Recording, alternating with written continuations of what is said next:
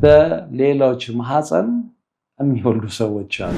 መውለድ የምትችሉ ሴቶች ያልወለዳችሁ የእናንተ ማህፀን እንደተወሰደ ከባል ጋር የሚደረገውን ግንኙነት ከሚስት ጋር የሚደረገውን ግንኙነት እርግፍ አድርገው ይተውታል። ምክንያቱም እያሰቃያቸውን ቢሆን የሚያስደስታቸው ያኛው የመናፍስት ዓለሙ ግንኙነት ገንዘቡን በጣም እርግጠኛ ካልሆነ በስተቀር ለሰው አይበደርም አያበድርም። የእኛን ከእግዚአብሔር የሰጠንን በረከት ለማሳጣት ሲሉ ሊያውም ሳንደርስባቸው ውበት ይወሰዳል ሲባል አያምኑም። ውበት አይደለም፣ ዛሬ ማህፀንም ይወሰዳል። የእግር እሳት ነው። ስለዚህ ፈገግታቸውን እያሳዩ ከኋላ እየተከተሉ አፈር ነው የሚመስሉላቸው። አባቶች ይጣራሉ፣ ነጠላ ጋርደን ነው የምንቀድሰው ይላሉ።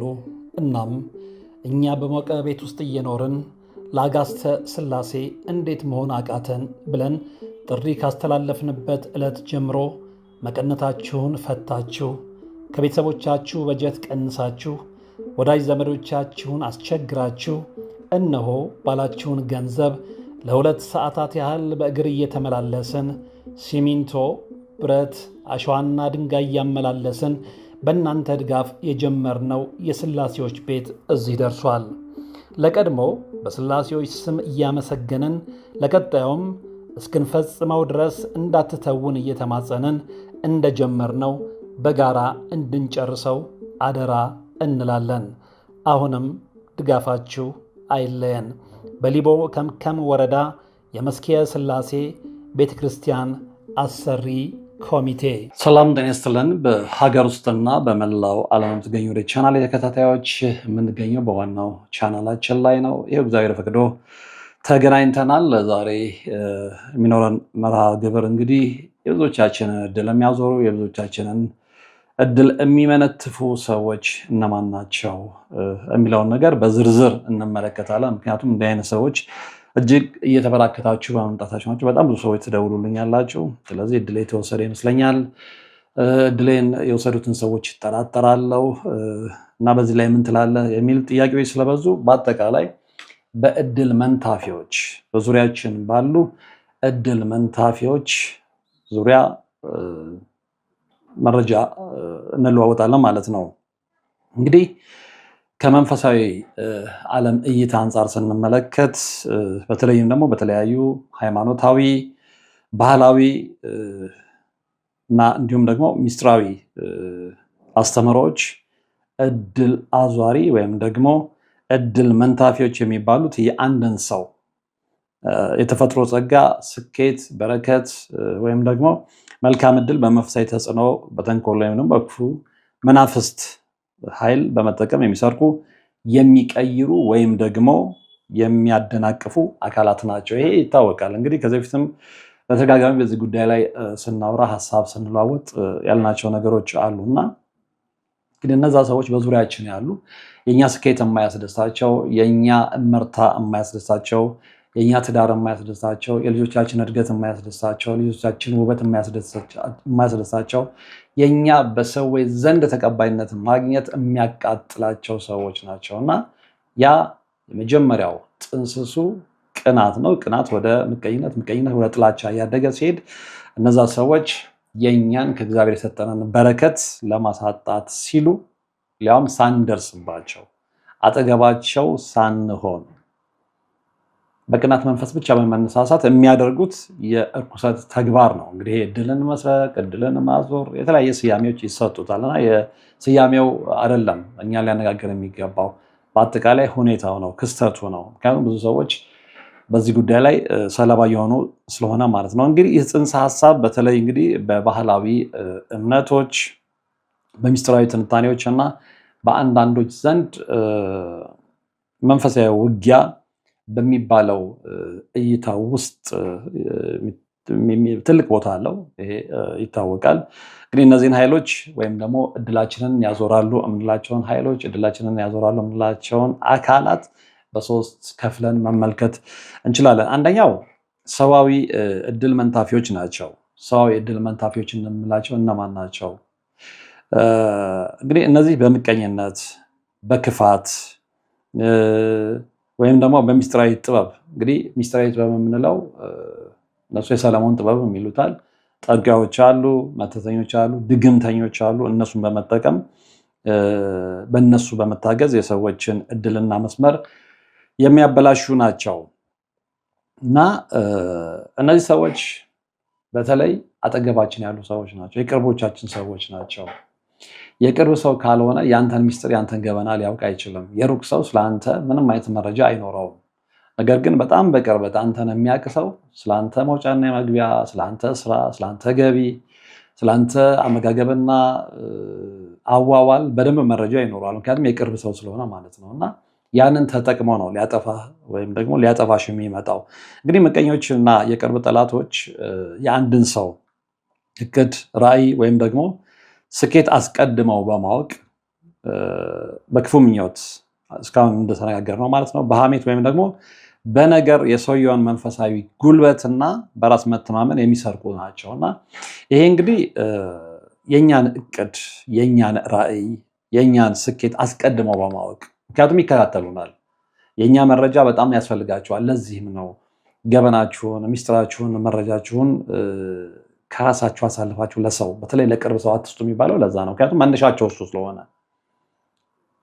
መነሻቸው እናንተን ለማጥፋት የሚነሱበት መነሻ እሱ ስለሆነ ማለት ነው እና ብዙዎች በየዋህነት መረጃቸውን ኢቨን የሚበሉ የሚጠጡትን የጓዳ ገበናቸውን ሳይቀር በጣም ለቅርብ ሰዎቻቸው ያካፍላሉ። እንደዚህ አይነት በጣም የዋህ ሰዎች ሲጎዱ ነው የምንመለከተው።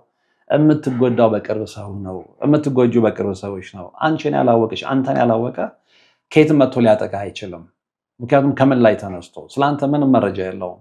ስለአንተ መረጃ ያላቸው አንተን ሌት ከቀን የሚከታተሉ አንቺን ሌት ከቀን የሚከታተሉ ናቸው።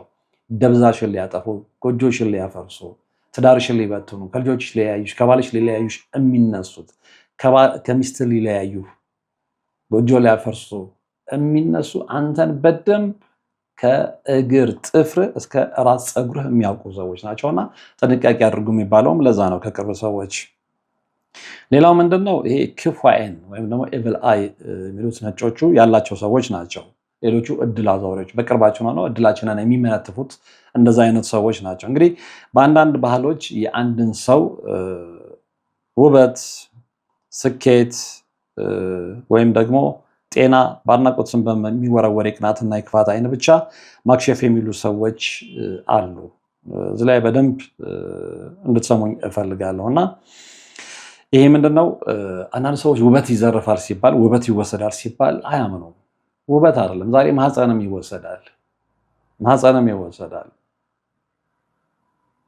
በሌሎች ማህፀን የሚወልዱ ሰዎች አሉ። የሌሎችን ማህፀን ዘግተው ወላድ የሆኑ እናቶችን በመነፍስታዊ ስራ መሃን አድርገው እነሱ የነሱን ማህፀን ተጠቅመው የሚወዱ ሴቶች አሉ። በዚህ ጉዳይ ላይ በርካታ መጽሐፎች በውጭው ዓለም ተጽፈዋል። ፈልጋችሁ አንብቡ። አሁን አንዳንዱ ሰው እንደዚህ አይነት ነገር ስታወሩ ተረት የሚመስለው ኖ አይደለም።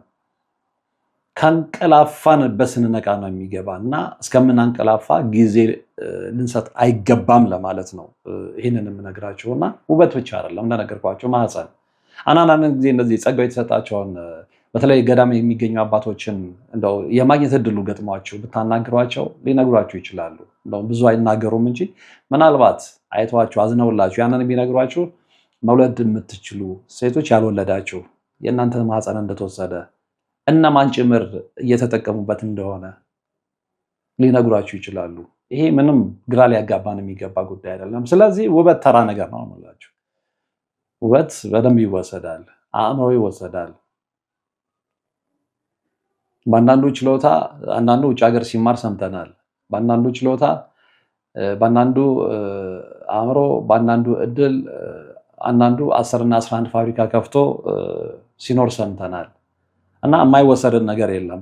ስለዚህ እነዚህ ክፉ አይን ያላቸው ሰዎች ናቸው። የእነሱ የተንኮል ውጤት ነው እንግዲህ እንደዛ የሚያደርገን እና በአንዳንድ ባህሎች አሁን እንዳልኳቸው የአንድን ሰው ውበት፣ ስኬት ወይም ደግሞ ጤና በአድናቆት ስም በሚወረወር የቅናትና የክፋት አይን መዝብረው አዙረው ወደ ራሳቸው ጤና የሚነሷችሁ፣ እነሱ ግን በእናንተ ጤና የሚኖሩ ክፉ ሰዎች በዙሪያችሁ አሉና ያንንም ማወቅ ይኖርባቸዋል። አንደኛው እድል አዟሪዎች እነዚህ ሰዎች ናቸው፣ የቅርባችን ሰዎች ማለት ነው። ሌላው እንግዲህ የጥንቆላና የመተትን ኃይል የሚጠቀሙ ናቸው። ይሄ ያው በዕለት ከዕለት መርሃ ግብራችንም ላይ የምንመለከተው የምናነሳው ነው እና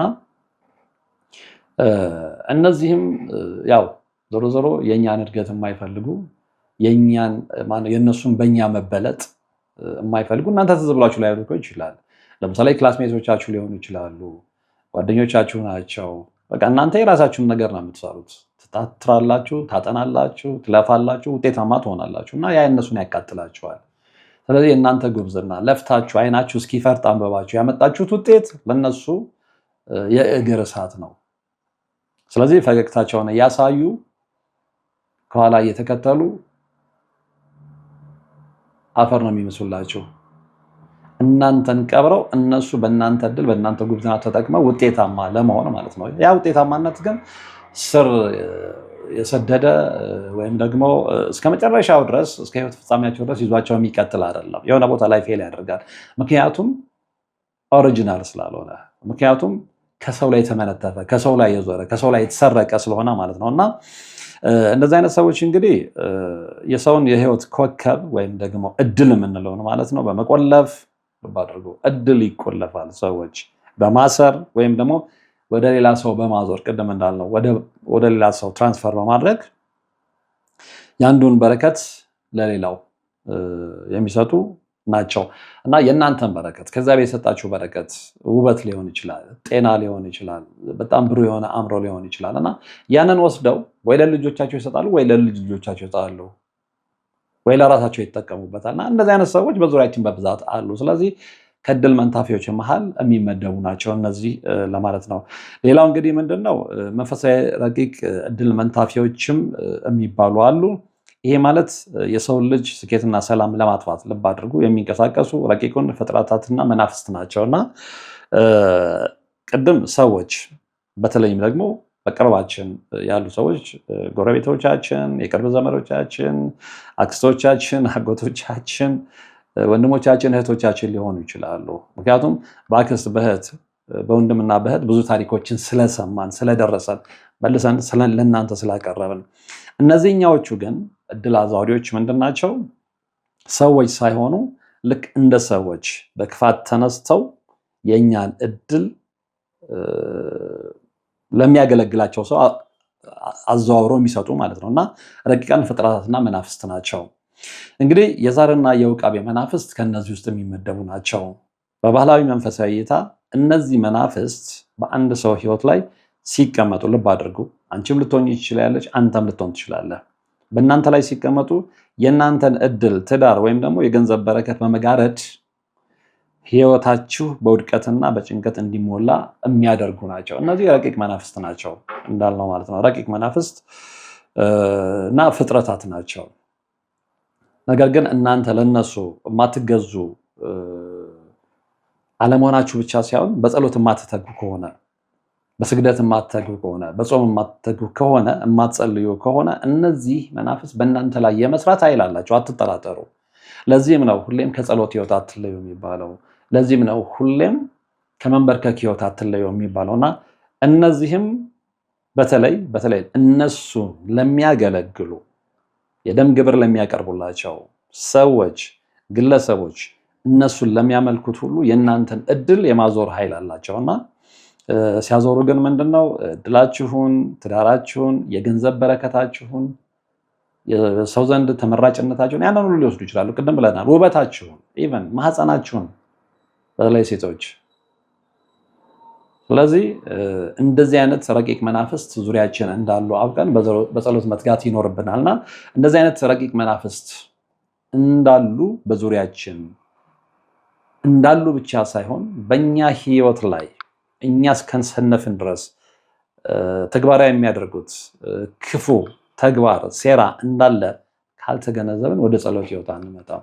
የሰው ልጅ ሲጎዳ ነው፣ የሰው ልጅ ሰለባ ሲሆን ነው ከእንቅልፉ የሚባነነው እና እስከዛ ድረስ መጠበቅ የለብንም ለማለት ነው።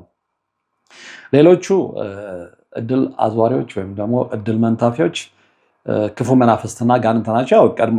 አሁን ከላይ ካነሳነው ጋር ተመሳሳይነት አላቸው።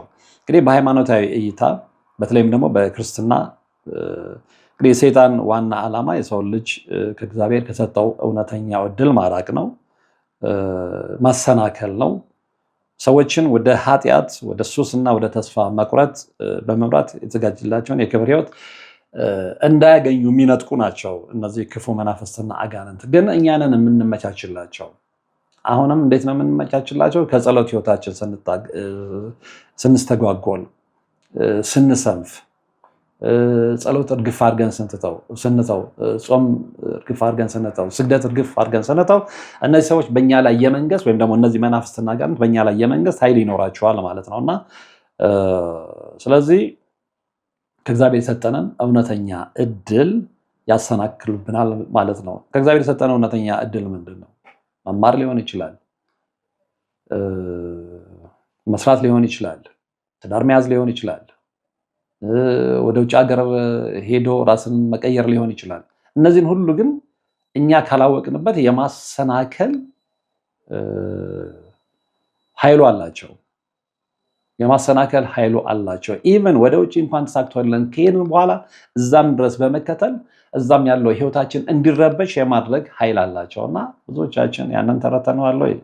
እርግጠኛ አይደለሁም። ስለዚህ ለዛም ነው ሀገር ስለቀየረን ከኢትዮጵያ በጣም የተሻሉ ሀብታም ሀገራት ስለኖርን ተመችቶን እንኖራለን፣ ተሳክቶን እንኖራለን ማለት አይደለም። እዛም ሀገር በጣም በህይወታችን ላይ ክፉ ነገሮች ሊያጋጥሙን ይችላሉ። ምክንያቱም ከውስጣችን መንግለን ያላወጣነው ነገር አለ። ያደረግነው ምንድነው? ሀገር ነው የቀየርነው። ሀገር በመቀየር ደግሞ መናፍስትን መላቀቅ፣ መናፍስትን ማሸሽ፣ መናፍስትን ማረቅ አይቻልም። መናፍስትን ማረቅ ወይም ደግሞ ከኛ ህይወት እንዲወጡ ማድረግ የሚቻለው ባለንበት ስፍራ ላይ ሆነን በእምነት ስንጸና ነው፣ ስንሰግድ ነው፣ ስንጸልይ ነው፣ ስንጾም ነው እና ይህንን በደንብ ማወቅ ይኖርብናል። ሌላው ከዚሁ ጋር አያዘን የምንመለከተው እንግዲህ ምንድነው እድል አዝዋሪዎች ወይም ደግሞ እድላችንን መንታፊዎች እነማን ናቸው ብለን ስንመረምር የምናገኘው አንደኛው እውነትና አንደኛው መልስ ደግሞ የሌሊት ህልም መንታፊዎች ናቸው። እነሱ ደግሞ እነማን ናቸው? የሌሊት ህልም መንታፊዎች መኖራቸውን ምን ያህሎቻችሁ ትረዳላችሁ? እንግዲህ በህልም ዓለም ወይም በመምጣት ተኝተን በእንቅልፋችን በህልም ዓለም በመምጣት ለምሳሌ በህልም በመብላት ንብረት መዝረፍ ወይም ከተለያዩ እንግዳ ፍጥረታት ጋር መገናኘት የአንድን ሰው መንፈሳዊ ጉልበትና የነቃ ህይወት በረከት የሚቀንሱ መናፍስት ናቸው፣ በህልም በመምጣት ማለት ነው እና እነዚህ ደግሞ የሌሊት የህልም መንታፊዎች ይባላሉ። እናንተ ተኝታችኋል፣ አንቀላፍታችኋል። እንግዲህ ቀን ደክሟችሁ ሊሆን ይችላል እና በቃ ሰላማዊ እንቅልፍ ተኛለሁ፣ ሰላማዊ እንቅልፍ ተኝቼ በጠዋት በተረጋጋና ባረፈ ህሊና እነሳለሁ ብላችሁ ታልማላችሁ ወይም ታስባላችሁ። ነገር ግን እነዚህ ክፉ መናፍስት በህልም ዓለማችሁ በመምጣት ይተናኮሏችኋል ማለት ነው እና በህልም ዓለም ውስጥ ከሚከሰቱ ነገሮች እንግዲህ መካከል አንደኛው ደጋግመንም በሌላ መርሃ ግብር ላይ አንስተነዋል።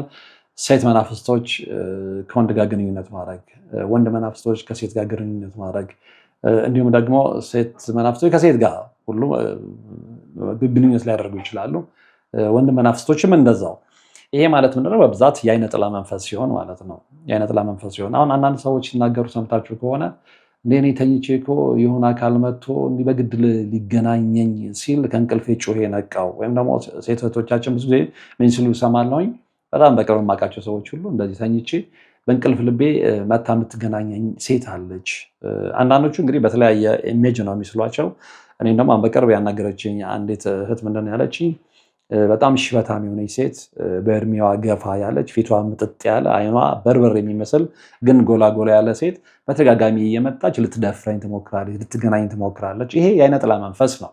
ይህን ደግሞ በጸበል፣ በጸሎት፣ በስግደት ነው ልናባረር የምንችለው እና እንደዚህ አይነት የሌሊት ህልም መንታፊዎች ወይም ደግሞ የሌሊት የህልም መንታፊዎች አሉና እነሱንም ማወቅ ይኖርብናል እና እንደዚህ አይነት ስቃይ ያለባቸው ሰዎች በሌሊት ተኝታችሁ በህልም ዓለም ውስጥ እያላችሁ መጥቶ የሚገናኝ መንፈስ ካለባችሁ ይሄ አደገኛ ነው።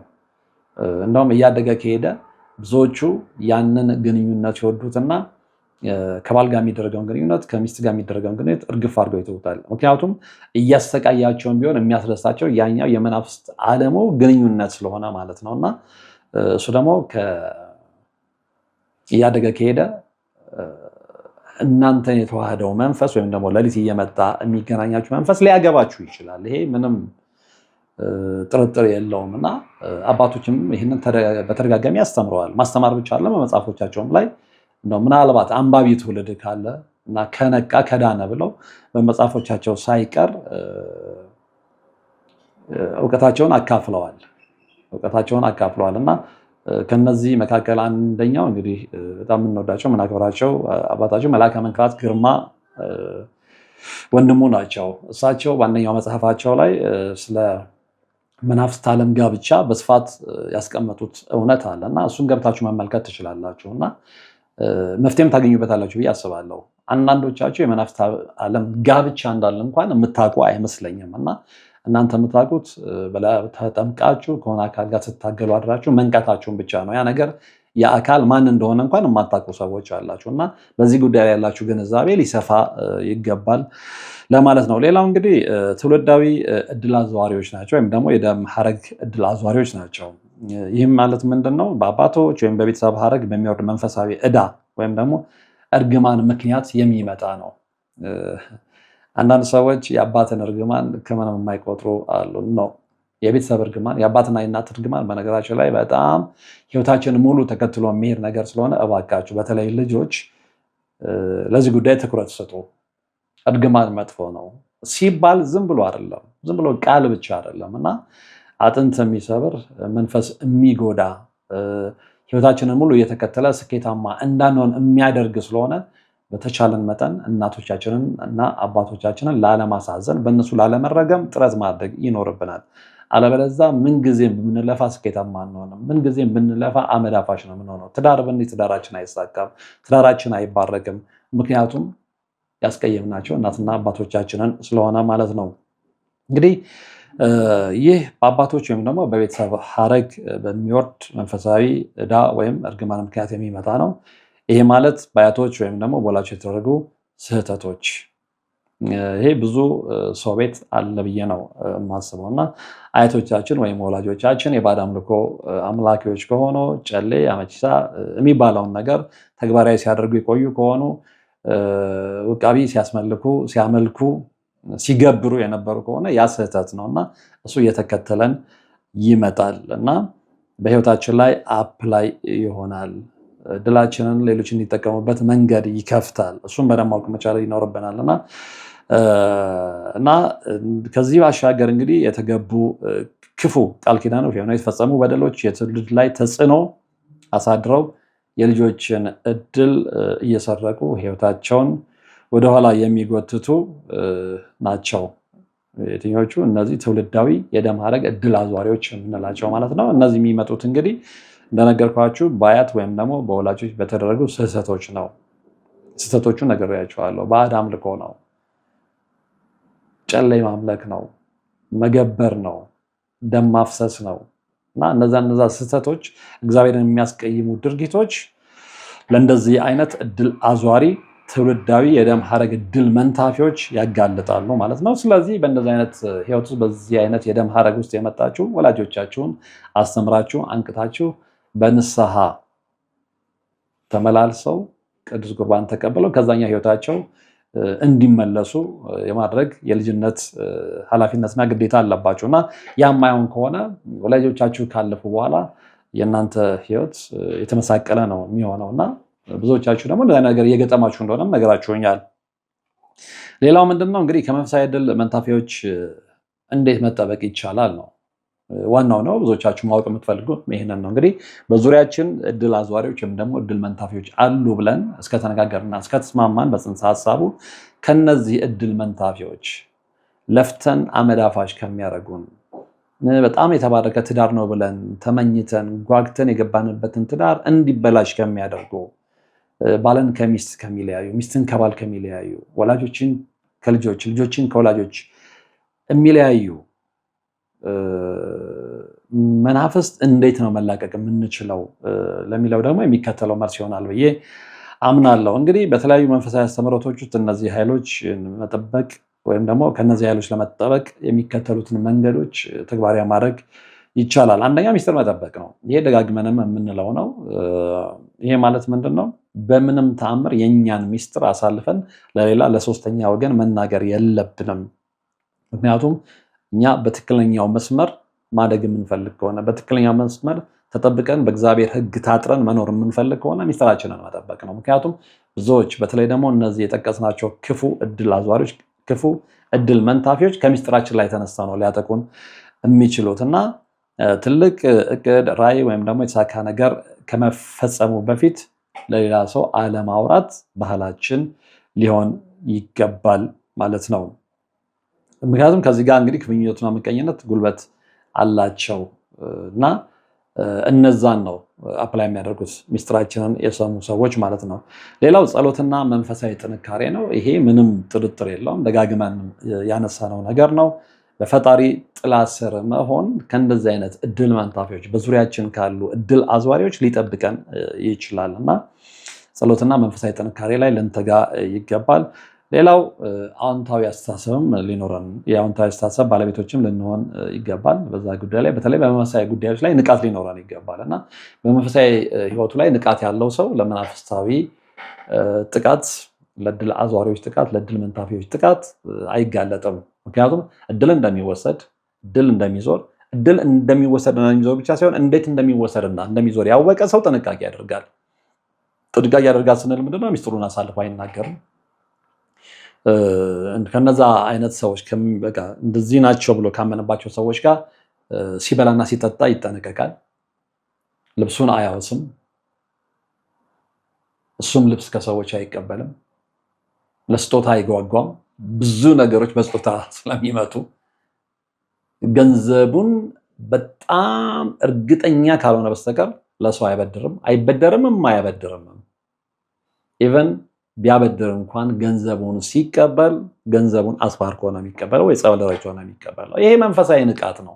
ለዚህ ነው መንፈሳዊ ንቃት ያስፈልጋቸዋል የሚባለው። ዛሬ ብዙ ሰዎች የሚጠፉት ምንድን ነው? ገንዘባቸውን ለሰዎች በመስጠት ሊያም ገንዘብ ለማይቸግራቸው ሰዎች። እነዛ ገንዘብ የማይቸግራቸው ሰዎች ከእናንተ ሲበደሩ እንደ ገንዘብ አይቸግረውም፣ ሀብታም ነው፣ ሚሊዮነር ነው፣ ቢሊዮነር ነው፣ እንኳን ከኔ ብድር ሊቀርና ለብዙ ሰዎች የሚተርፍ ነው የሚለውን አስተሳሰብ አንዳንድ ሰዎች በየዋህነት የሚያመላልሱ በውስጣቸው ገንዘብ ሲጠይቁ ብቻ እንደ የሚለው ነገር ምናልባት የሰከንድ ያህል በውስጣቸው ሊጭር ይችላል። ከዛ በኋላ አንስተው ይሰጣሉ። ያ ገንዘብ ከአንድ ቀንና ከሁለት ቀን በኋላ ሲመለስ መዘዝ ይዞ ነው የሚመጣው። መንፈሳዊ ንቃት ማለት ይሄ ነው። ያ ሰው ገንዘብ ሲጠይቀኝ ለምንድን ነው የጠየቀኝ? ነው እሱ ገንዘብ ቸግሮት አይደለም። ገንዘቡን የጠየቀኝ ግን የሆነ ነገር ሊሰራበት ነው ብሎ መጠንቀቅ፣ ማሰብ ክፋት የለውም። በነገራችን ላይ መጠራጠር ክፋት የለውም። ዛሬ ያልተጠራጠሩ ሰዎች ናቸው ጎል እየገቡ ያሉት። ስለዚህ እዛ ላይ ጥንቃቄ ልታደርጉ ይገባል። ምክንያቱም ሁሌም በህይወት ዘመናችን እድል አዟሪዎች እየተከተሉን ስላሉ፣ በህይወታችን ውስጥ በደንብ ስላሉ ስለዚህ እንደዚህ አይነት ነገር ላይ ጥንቃቄ ልናደርግ ይገባል። እድል አዟሪዎችን፣ እድል መንታፊዎችን በተመለከተ እንግዲህ ለዛሬ ወደ እናንተ ያደረስኩት መረጃ ብዙዎቻችሁን ይጠቅማል ብዬ አስባለሁ። በዚህ ላይ ያላችሁን ሀሳብ፣ አስተያየት በሀሳብ መስጫው ሳጥን ውስጥ ልታስቀምጡልኝ ትችላላችሁ። የዛሬው መርሃ ግብር የተከታተላችሁ ነበረ። በቀጣይ በሌላ መርሃ ግብር እንገናኛለን። እስከዛው ግን በያላችሁበት ሰላም። አባቶች ይጣራሉ፣ ነጠላ ጋርደን ነው የምንቀድሰው ይላሉ። እናም እኛ በሞቀ ቤት ውስጥ እየኖርን ለአጋስተ ሥላሴ እንዴት መሆን አቃተን ብለን ጥሪ ካስተላለፍንበት ዕለት ጀምሮ መቀነታችሁን ፈታችሁ፣ ከቤተሰቦቻችሁ በጀት ቀንሳችሁ፣ ወዳጅ ዘመዶቻችሁን አስቸግራችሁ እነሆ ባላችሁን ገንዘብ ለ2 ሰዓታት ያህል በእግር እየተመላለስን ሲሚንቶ፣ ብረት፣ አሸዋና ድንጋይ እያመላለስን በእናንተ ድጋፍ የጀመርነው የሥላሴዎች ቤት እዚህ ደርሷል። ለቀድሞ በሥላሴዎች ስም እያመሰገንን ለቀጣዩም እስክንፈጽመው ድረስ እንዳትተውን እየተማጸንን እንደጀመርነው በጋራ እንድንጨርሰው አደራ እንላለን። አሁንም ድጋፋችሁ አይለየን። በሊቦ ከምከም ወረዳ የመስኪየ ሥላሴ ቤተ ክርስቲያን አሰሪ ኮሚቴ